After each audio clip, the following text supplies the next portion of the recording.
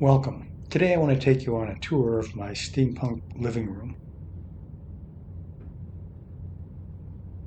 Entrance to the room is through these two glass paneled French doors.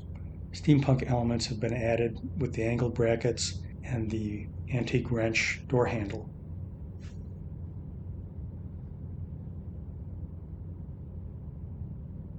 The room has a number of focal areas. You can see the antique hotel desk on the right. The entertainment center is hidden behind the map in the center area.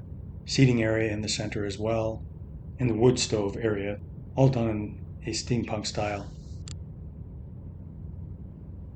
The desk is circa 1900. Originally, it was a mail desk in the hotel and now finds a new home here.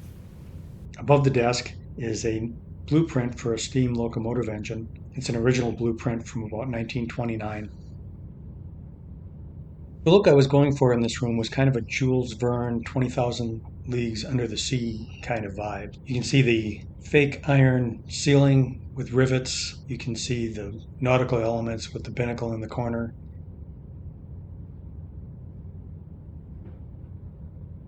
As we move into the wood stove corner, we see more of the faux riveted iron plating that I used throughout the room and the ceiling.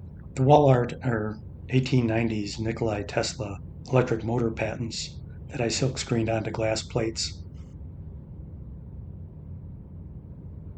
The cage lights on the ceiling are a nod to more of an early electrical Tesla punk style. The steam gauges play into that kind of 20,000 Leagues Under the Sea Nautilus submarine theme. Fireplace tools have matching handles that I turned from stainless steel. Behind this curtain is a steampunk style dimmer switch that I made using some bronze gears and a copper plate. The dimmers control the Tesla style cage lights that we saw before on the ceiling.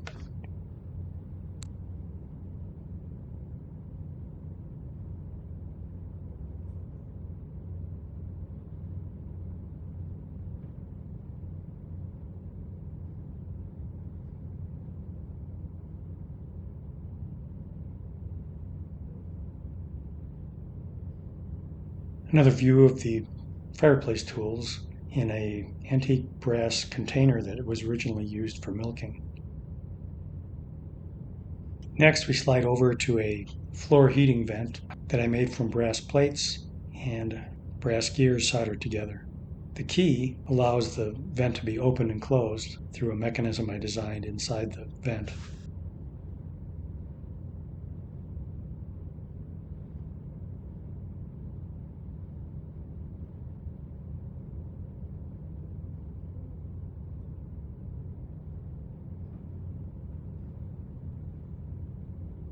To the right side of the wood stove are a collection of antique electrical gauges. The large rectangular brass meter is an electrical pyrometer, which is actually a thermometer that I wired to the wood stove so I can monitor its temperature.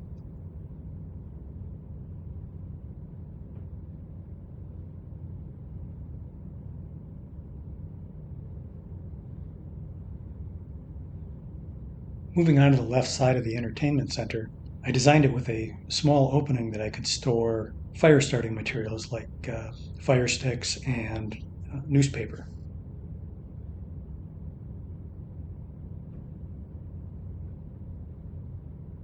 The entertainment center also has shelving where I display various pieces of art or artwork I made myself.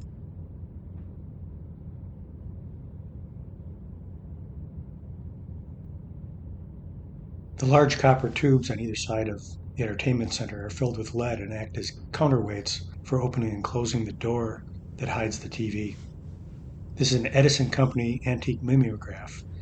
Below this is a vintage 1920s radio receiver.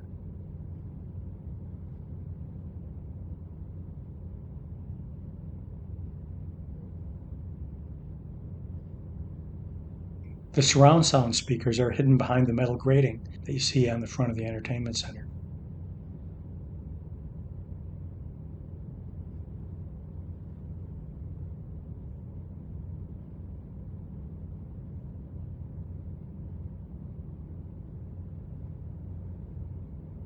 Next, I'll show you a quick demo of opening and closing the entertainment center so you can watch TV.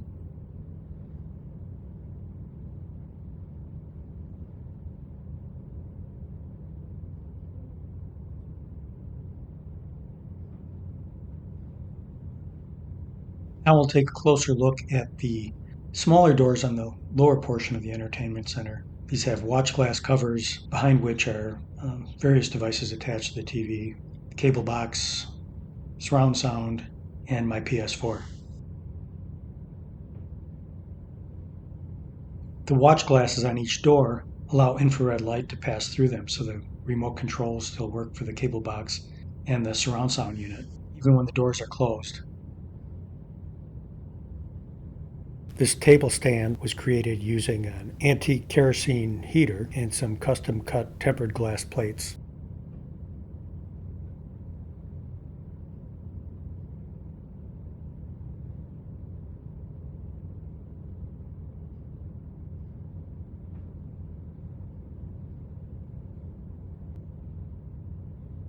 These fake books are where I stash the remote controls when not in use.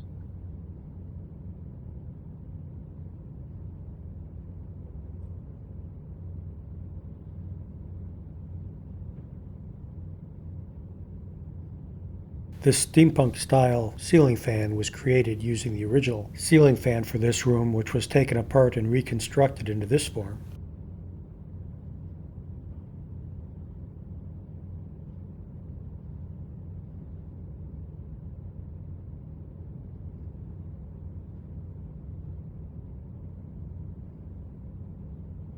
I use the top of the desk to display antiques, art pieces, and restored objects.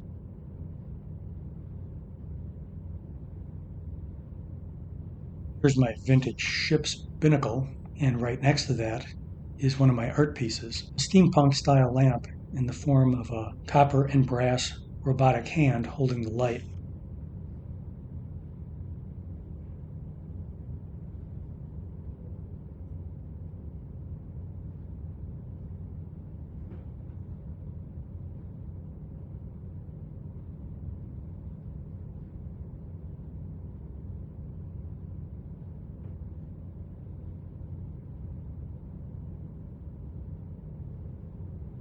In the back of the entertainment center is a hidden compartment for the wiring between all of the components in the entertainment center. This is also where I store the subwoofer of the surround sound unit.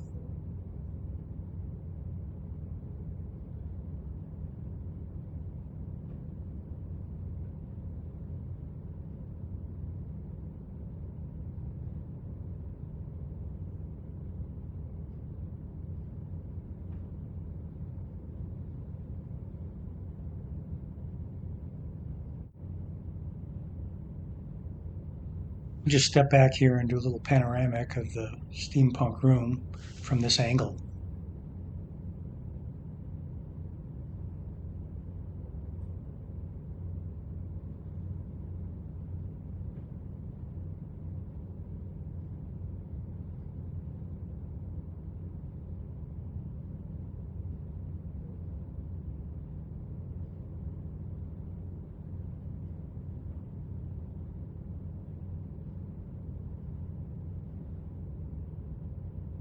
This is another view of the desk, and you can get a little better view of the tripod lamp that was one of my original art pieces for the room.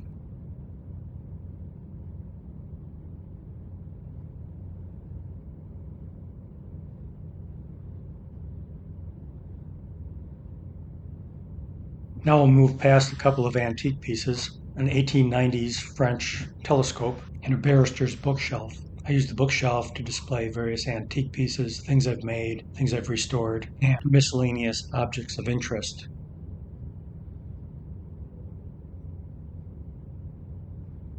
The switches in this room have all been replaced with these knife switches. There's no actual power running through the knife switch itself. There's a small plunger that depresses a micro switch behind the switch plate. It gives the appearance of the knife switch is turning on and off the lights without exposing anyone to any dangerous electrical current.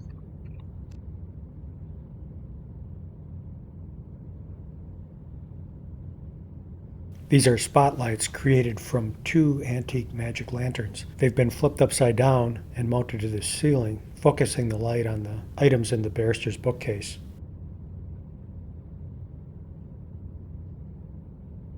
This is a crazy piece I picked up at an antique store. It's in the form of a large metal bottle. I fabricated this cold air return from some oak in an old floor vent.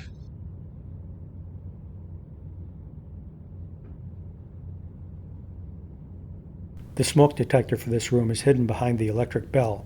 The circular vent uses a fan to blow air heated by the wood stove to the second floor.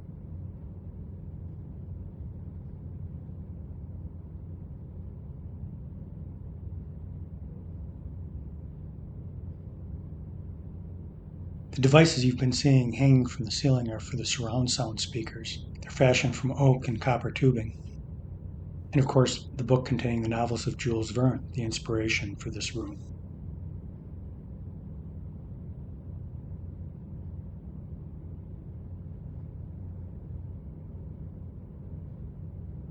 And now we've come back to where we started. I hope you've enjoyed my little tour. Check out more on my website, jeffreysoderman.com, Steampunk Living Room. A link is attached below. I thank you very much for your time.